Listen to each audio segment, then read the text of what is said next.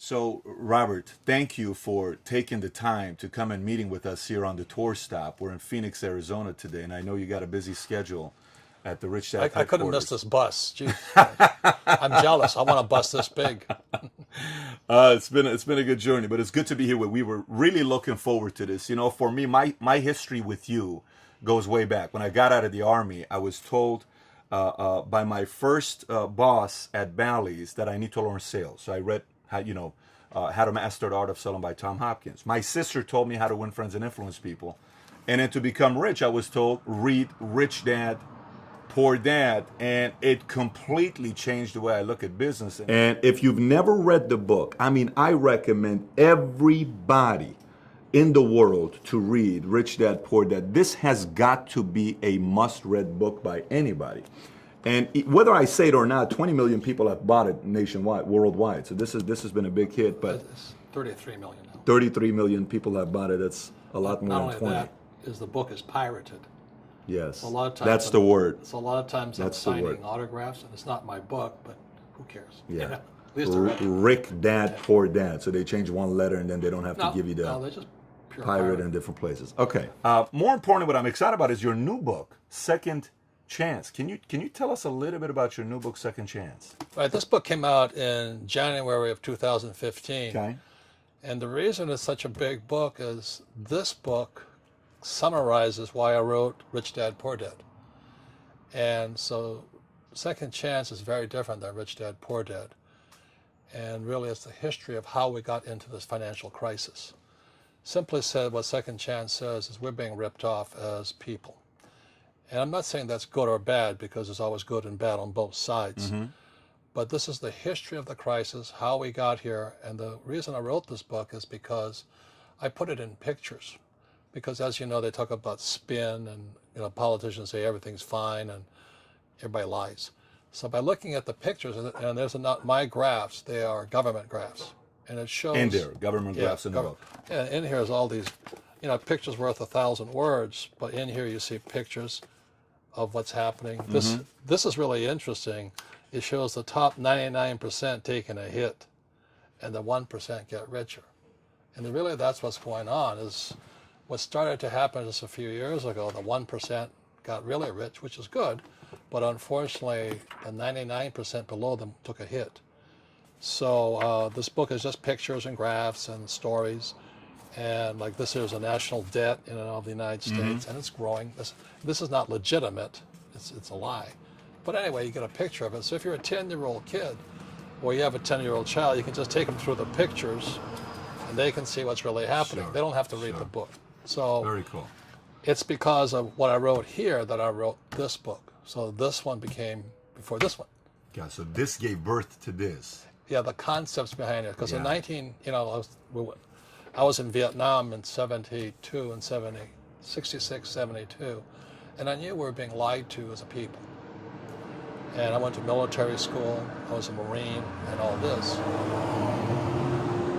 So it disturbed me that my own government would lie to me. And so you can say, well, It you're, disturbed that your own government would lie to you. yeah, we're being lied to. And I'm not saying that it's good or bad either. Do you know what I mean? Everybody's got their self-interest and all this. Sure. And some guys call me a non-patriot, said, look, I went to Vietnam twice, a military graduate, Marine Corps officer, and I'd kill you first. But, no, what pisses me off is these guys who don't go to war call me a coward and call me a traitor. I mean, give me a break. So I have an attitude problem, if you know. But anyway, I wrote Rich Dad, Poor Dad because I could see this crisis coming, but I had to tone it down. But now that we're here, this was 1997, this is 2015. A lot of the predictions I've made are now coming true. So people can now see that why I wrote this book is now coming true, if that makes sense. Let's talk about the predictions. You're big on predictions, by the way. Right. And a big part of this book is about Buckminster Fuller. Right. Tell us a little bit about who's Buckminster Fuller. Yep. Buckminster Fuller is best known for the geodesic dome. And he was kind of a whack job, hardcore socialist, good man though. And they called him the friendly genius. I mean, he got a Medal of Freedom from Reagan and all this stuff. So he's a very smart Socialist man. who got a Medal of Freedom from Reagan. Yeah, imagine that. But and Bucky was a futurist. So I first went to see Bucky's geodesic dome in '67 in Montreal, Canada at the World's Fair. But I never met the guy. So in '81, I did meet him in Kirkwood, California, and the guy changed my life. And I went, holy mackerel. So in 1981, I was an entrepreneur. I was in rock and roll, had bands like Duran Duran, Iron Maiden, Duran. yeah, and the Police. I was having a great life, you know, sex, drugs, rock and roll. But when I met Fuller, then I realized I had a social responsibility to speak out. So in '83, I sold my business, the Nylon Wallet Company. And my wife and I and my friend Blair Singer and I hit the road teaching what we knew about entrepreneurship, but also what we saw coming in the future, and the future is now. You know, today America's second largest debtor nation in the world. The gap between the 1% and 99% is massive. We have ISIS attacking us and all this stuff. The American empire is going down. So this book kind of explains how we got there from a monetary side. Can it be saved, though? Do you think it can be saved? No. You don't think it can be saved? No. Robert, there's no chance it can be saved. Zero. So how are we going to be affected by this prediction? Well, you have to step back and look at the bigger picture. Okay. You see, it's not just money. We're at the end of the industrial age. And the industrial age was, you know, and when an entrepreneur was in the industrial age, and the entrepreneurs created jobs. For example, Henry Ford, when he started Ford Motor, he created millions of jobs, or thousands of jobs. Sure. This is the information age. Also, the information age gives power to people like ISIS. So today, you don't need big arms factories, you don't need tanks and all that. You can be like ISIS using your cell phone, do social media, and kick our butts. They can just take our weapons like they do all the time. You know, there's pictures of the Iraqi army selling our weapons and tanks and guns to ISIS. So the power has shifted. You know, Mark Zuckerberg of Facebook, he said we should all read this book called The End of Power. The end of power is what's happening today. It is the end of the American empire. What's going to happen from here is what spooks everybody, and nobody really knows.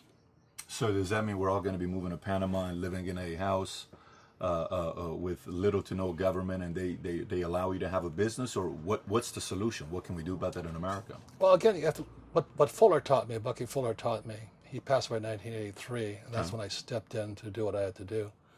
He says you always have to look at the big picture. Too many people look at, well, what's going to happen to me?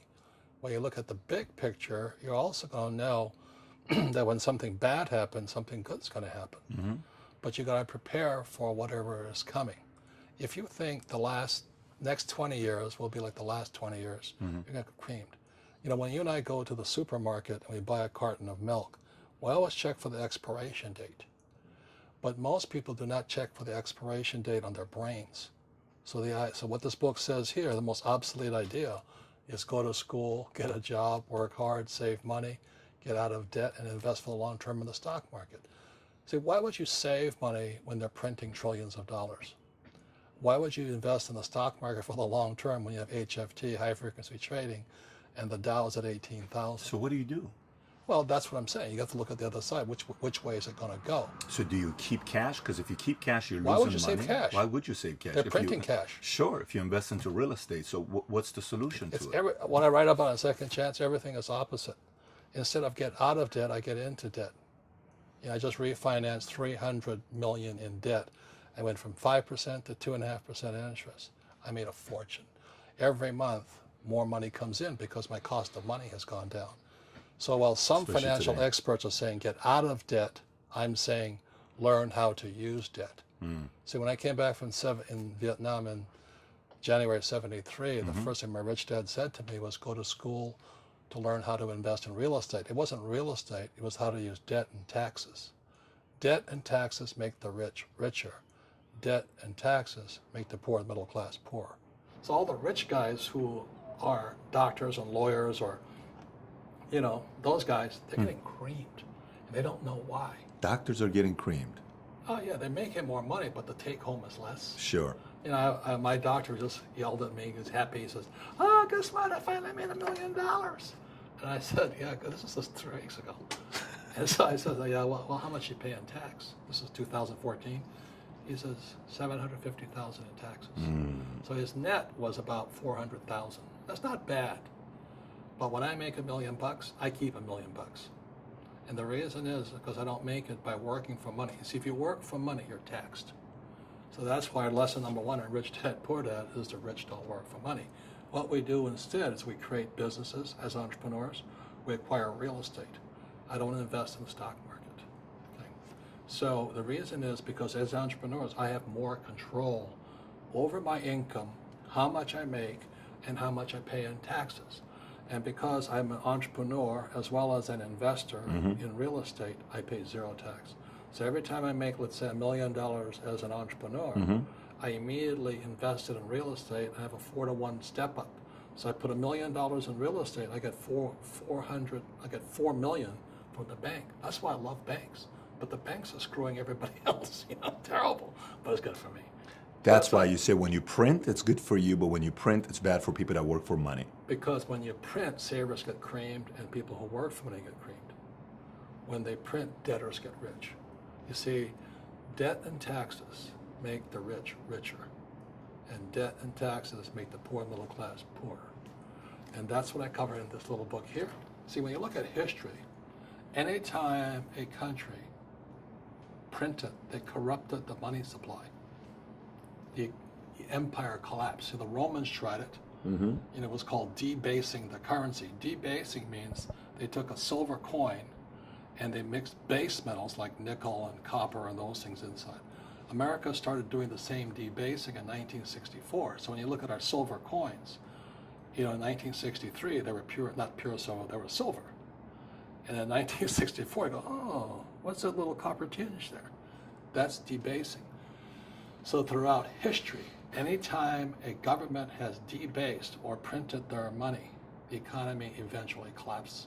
So the Romans tried it, Zimbabwe did it, the Germans did it, Milosevic did it, China did it. So every time they print money, history will tell you the same thing. If we know it, why are we printing money? Because people don't understand history. Who are the people that don't understand? Our politicians don't understand history, or the voters? They don't teach you this in school here.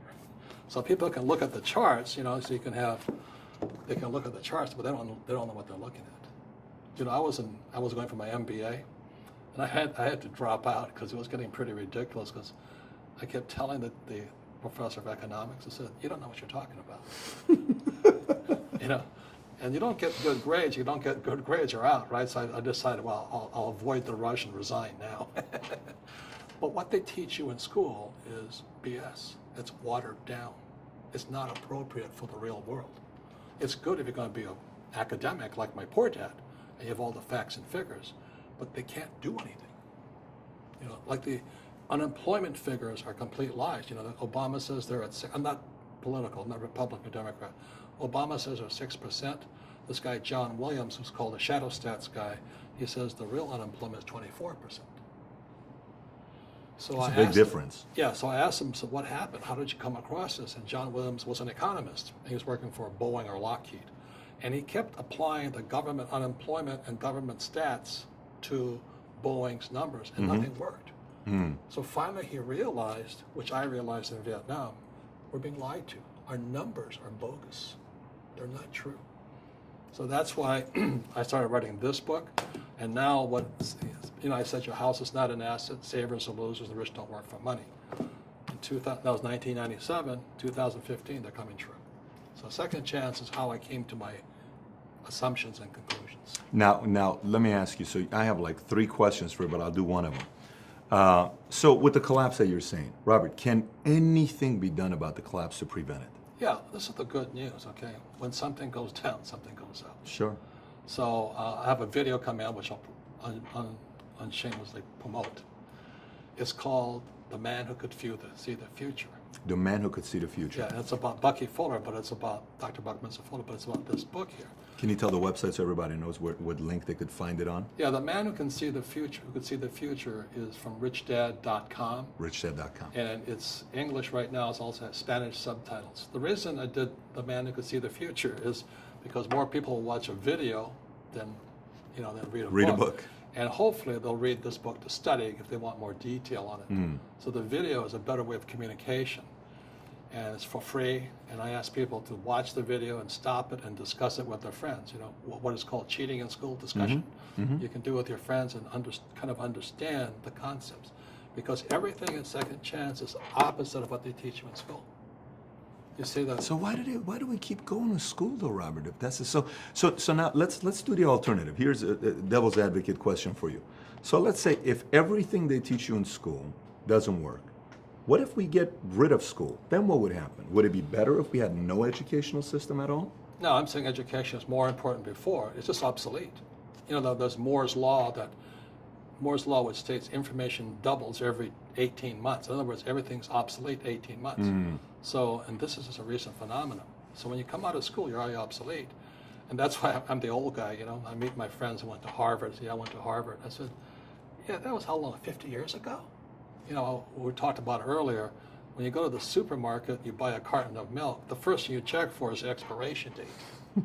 You know, if the expiration date, let's say it's March 1st and, you know, and it's already July, you better not drink that milk. Sure.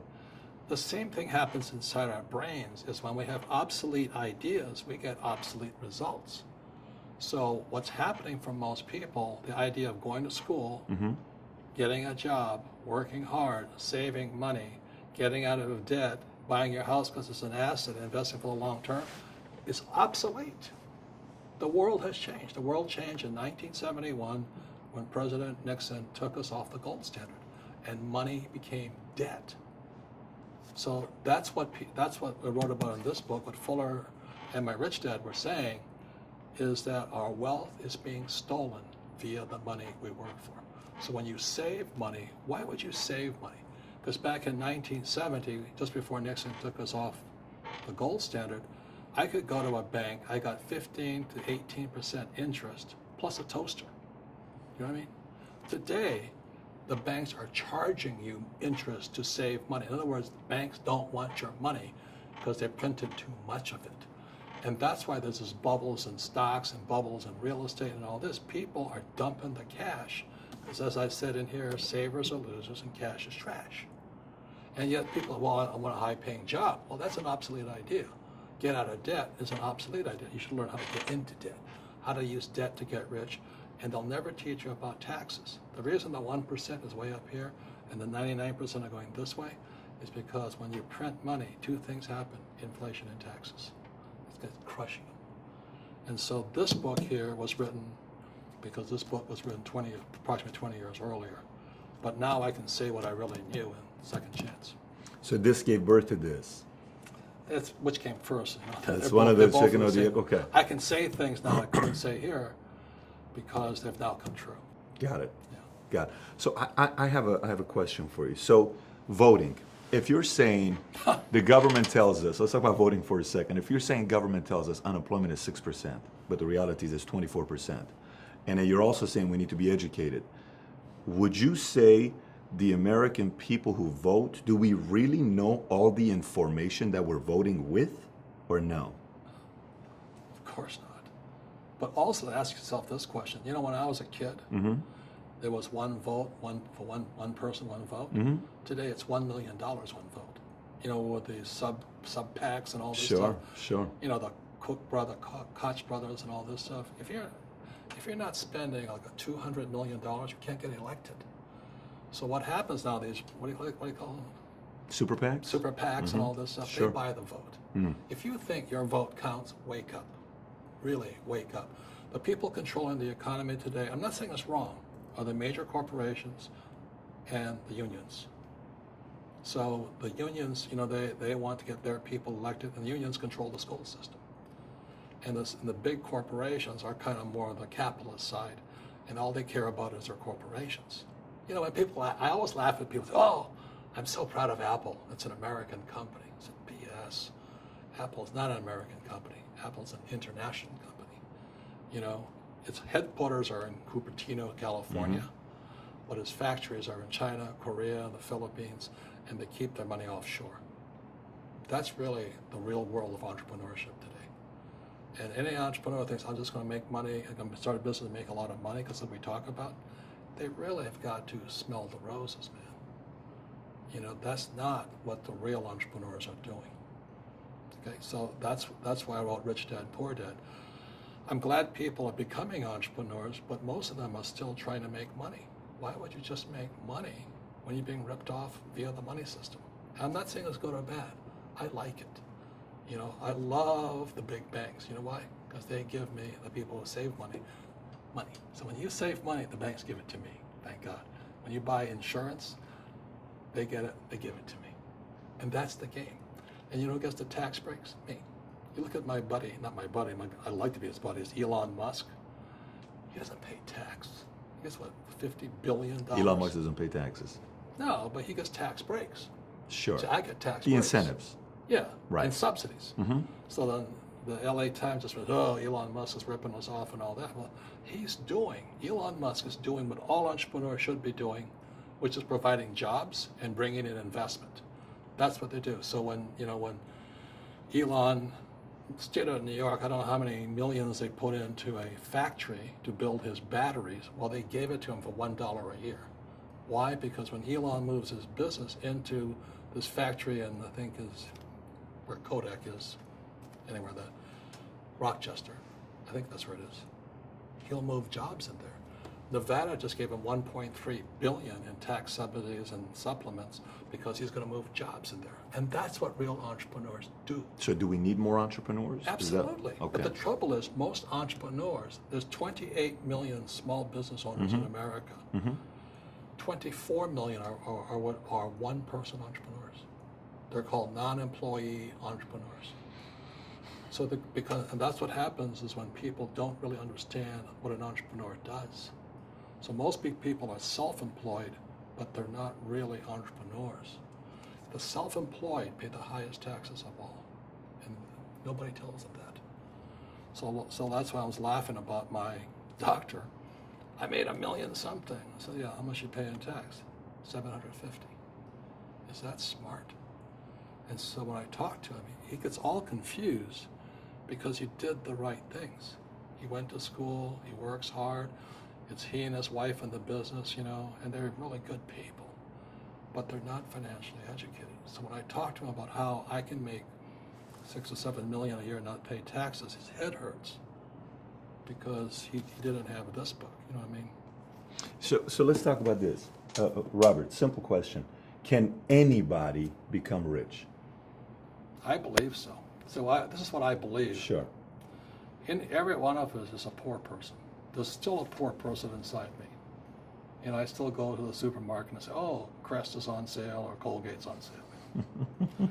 There's also a middle class person. And the middle class person wants security. They want that steady paycheck. And there's a rich person. And they're all inside of us except that it's not taught. You're taught to go to school, get a job, and get a paycheck. You're not taught how to get rich. If you read Rich Dad, Poor Dad, my rich dad refused to pay me. He said the paycheck was one of the most damaging things you could take in your life. He says the moment you take a paycheck, you're an employee, and that's the mindset. So my rich dad never paid me. He drove my poor dad, you know, government employee, nuts. You gotta pay people, you gotta pay people. And Rich Dad was not saying that the paycheck was bad. He says you didn't want to be a slave to money. So as an entrepreneur, you know, if Rich Dad folded, I just started another company. I don't need a paycheck. I don't need anybody to take care of me. If my government doesn't like me, I move to another country because they need entrepreneurs. So the entrepreneur is not so much the business. The entrepreneur is really the mindset and the skill sets and the different set of rules. You see, I don't operate, small business does not operate in the same rules as big business. Do you think the direction America is going right now, they're driving some of the entrepreneurs out? You can't drive a real entrepreneur out. When I say out, meaning out of the country, could that be They move where money. somebody says, I'm going to go outsource or I'm going to go move my business elsewhere? You think that's a cause and effect? Could be, but I think they're just lousy entrepreneur. Got it. Look, people say, well, you know, if they make the regulations real hard, the guy can't be an entrepreneur. Entrepreneurs have one thing in common. They keep going. They'll change the rules. They'll reinvent the rules. You know, they don't just take one answer. So a real entrepreneur, it really makes no difference which country you're in. That's my beliefs. I love that. You know what I mean? It's Yeah. it's just a mindset. You know, it's F you. You mess with me, I'll find a way around it. You know, I have a friend, he's multi-family rich guy from France. And, you know, France is as communistic as it gets. 75% top line for $1 million earners. Yeah, but that's why he lives here. So he started buying vineyards in Napa and Sonoma. So he went back to the French government and says, it's his wine. He says, I want to ship my wine in bulk to California. And the government says, you can't do that. So This is the French government saying you can't ship yeah, it. and here's a guy, I think he's 5 generations, you know, French wine guy. This guy is an entrepreneur. He says, okay, I can't ship him in barrels. The guy goes, yeah. He says, okay, I'll ship him in bottles. So he bottled all of his stuff. It cost him more money, but he still figured out how to do it. Do you know what I mean? And now he has his wine with his California wine and all this. And so he went back to the French government and said, try this, see if it's not better. And so now they're all confused because he didn't break any rules. So I'll say it again. Entrepreneur is a mindset first, a skill set, and rules. And depending upon whether you're an employee or a small business, the rules are different. The mindsets are different. The skill sets are different. So what you're saying is education, the mindsets can be taught, and if I learn the mindsets, and earlier you talked about when I asked you a question about can somebody go out there and do something about this, there's got to be desire. But if I feed my mind, I got desire, I have an opportunity to make it as an entrepreneur. Desire and ambition. Sure. That's what it takes. Sure. That's why I say everybody can open a lemonade stand, but very few can be a rich one. So last question, and we'll wrap up here about this book is earlier when you were talking about America's going to collapse. Great. I asked you a question. I said, what do you think is one of the biggest challenges that we're looking at? And you mentioned willpower. Can you elaborate on that willpower a little bit, on what you meant by that? Yeah, it's also called the entrepreneurial spirit. But what we were actually talking about was there's no such thing as a bad economy. You know, there's external, you and I, we all have an external economy, but we also have an internal economy. And the willpower is to change our internal economy. So for me, I can see the good and I can see the bad. I don't really give a damn because I'm going to be rich anyway. But a poor person with a poor personal economy, all they're going to see is a bad economy because they don't know how to make money in any economy. And a middle class person, they have a middle class economy. You know, what they want is a nice house and a steady paycheck and the job and the car. And so when you take their job away, to them, that's disaster. Well, since an entrepreneur doesn't have a job anyway, it's no big deal. So all I'm saying to people, and it's what Bucky Fuller taught me, is always 2 sides, you know what I mean? Unity is plural, at minimum 2. So if you think the economy is bad, it's because your economy is bad. If you think that steady, employment is important, then you'll see an economy without jobs. Your economy. Your economy DNA versus the external economy. Got it. What you control versus what you can't control. I can control. Yeah, it's called an internal focus versus an external focus. So the real entrepreneur has an internal focus. That if they fall down, they say, "Oh, this is good, because I'm going to go up higher." You know, the average person will fall down and say, "Oh, I'm going to take some Prozac," or somebody has a mistake. "Oh, the mistakes don't matter." Well, mistakes matter. It means you didn't know something. But a real entrepreneur, whether they fall down, they always can go up. They can stand back up and go higher. That no matter what happens to them, they get stronger and better and smarter and happier. But a person with a weak internal mindset is that they're so afraid of what happens, it generally happens. Like, people who are afraid of losing their jobs, they generally lose their jobs. You know what I mean? Yeah, no doubt. So everything comes through you. Yeah, so the entrepreneur first job is to control inside here, not outside there. So I'm right now, 6 of us, everybody that's here right now, we're living in an RV for the next 30 days. We're going to 35 states, 10,000 miles. And we're encouraging people to consider becoming entrepreneurs. What could you say, if you could say one thing to somebody who's never been an entrepreneur and they're thinking about making the leap of faith into becoming an entrepreneur, what could you tell them? Well, I'll just tell them the same thing that happened to me. You know, my last paycheck, I still remember it clearly. It was one of the worst and the best days of my life. And I was in Puerto Rico. I was working for Xerox, and my boss gave me my last. It wasn't a paycheck; it was a bonus check. I think it was about $30,000, taxable. It's the only problem with that. So I got this check, and I went, "Holy mackerel!" You know what I mean? So I was excited, but I was also disturbed. And so this other guy comes up to me. His name was John, and John says to me, he says, "You're going to be back." I said, "Why?" He says, "Because you're going to fail." I looked at him and said, "Look," few expletive words, because that's what he did. He left Xerox, failed, and he came back. And I said, "Look, you failed and you came back, but I'm going to fail and I'm never coming back." And that's the attitude. Do you know what I mean? Absolutely. If you say, "Well, if I fail, I'll go back to mommy and daddy," then that's what you'll do. So if you fail, that's when I became an entrepreneur, because I had no money. I had no money for years. You know, I didn't have a paycheck. But that's what my rich dad encouraged me to do. He says, when you don't have this paycheck, you get hungrier, smarter, and it's a test of your character. Will you become a crook? Will you become dishonest? Will you cheat and steal?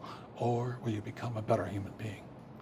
So really, that's the benefit of becoming an entrepreneur, is you really find out who you are when you don't have anything. If you're an entrepreneur and you're going to be a big entrepreneur, leadership skills and communication skills are more important than a law degree. So now I have another book that just came out. It's called The 8 Lessons in Military Leadership. In the military, I went to military academy and all that. From day one, you're learning leadership. You know, day one at the academy, I have to stand in front of 20, 18-year-old kids and go, "Section 10, hut." And naturally, they're going to say, "Screw you," you know. So that's when you learn to be a leader. Now, as you said to me when we first met, the trouble with the military, you got a little rough. So I had a hard time when I came back from Vietnam, and I went to work for Xerox, and people didn't like the idea of calling them an asshole and a fuckhead, stuff like that. Every other word is a curse word in the military. Yeah, it's just an adjective. Hey, fuckhead, do this.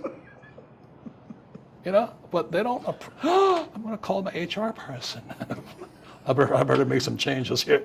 You know what I'm talking about? Of course I know. You can't talk straight no. in corporate America. In the military, you can. It's you have to. Yeah, you have no choice. They love it. Yeah. You actually get promotions if you do in the military. Well, when I got called names, I said, "Oh, the guy likes me."